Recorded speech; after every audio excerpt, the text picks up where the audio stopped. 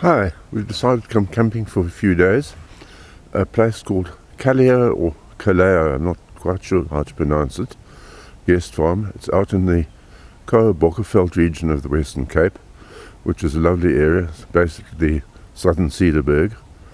And why we've chosen this campsite is each site has its own little ablution block and sort of kitchen area, which is fairly important in these days of the COVID-19 pandemic.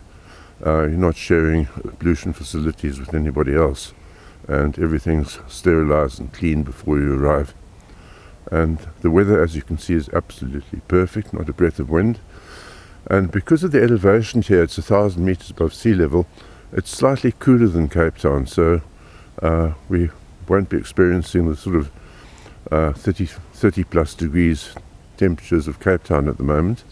And here it's forecast to be 27, I think, today. And it was a bit cooler yesterday with a nice cool breeze blowing. And we're here for 4 nights. Okay, let's go and have a bit of a closer look at our campsite.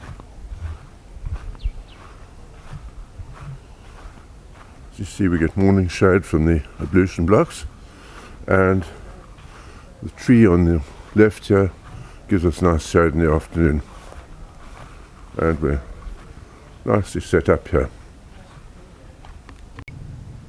Here's a map next to the entrance of the campsite, where we're just standing just outside the campsite of the farm with all the different things they have here. Mountain bike routes, there's flatlets, the Busk Camp down the bottom of the map we had a look at yesterday morning. It's very, very nice. And the Swimcut is also quite a nice setup. We'll take a look and show you that. And they do weddings here as well. It's quite a popular venue for weddings. Right, we're taking a walk to look at the Swimcut, which means swimming hole in English, and it's basically what it is a dam that supplies them with water, and then they've made a smaller little dam below it with a place where you can go and swim, and a sort of deck and recreational area next to it. We took a walk there the other day and it's very nice. 1.35 k's from the campsite. We're going past the original farmhouse here, which you can actually also hire to stay in, and they called it the Manor. Not sure what year it was built, but it says probably a couple of 100 years old.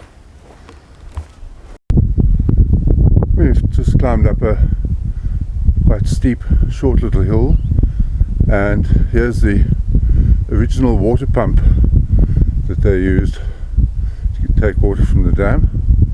You can hear I'm a bit out of breath. And, it's no longer in use, it's just left here as an attraction.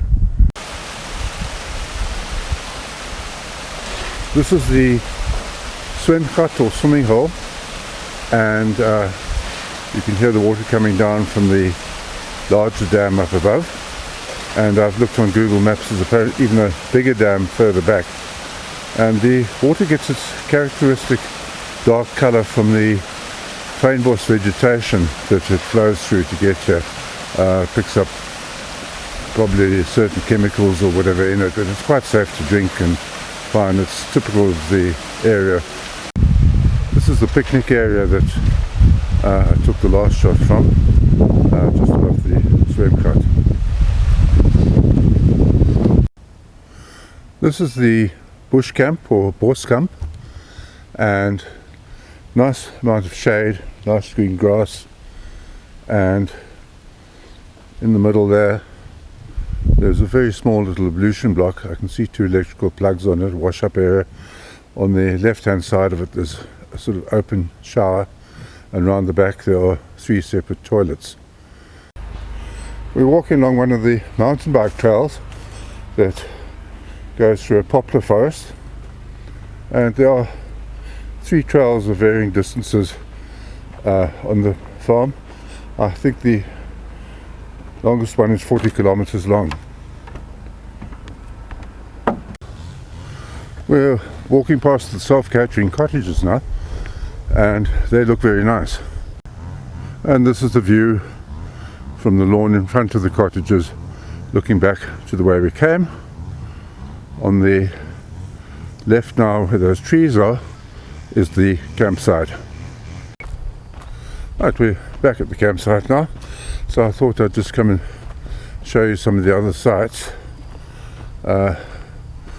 These are the last two, 9 and 10, which I'm approaching now. They're in the blue gum forest and quite a bit of shade.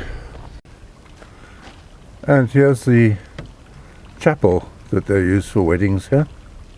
And on the right is quite a big hall, obviously, for the reception. It's all closed up, so we won't be going in there.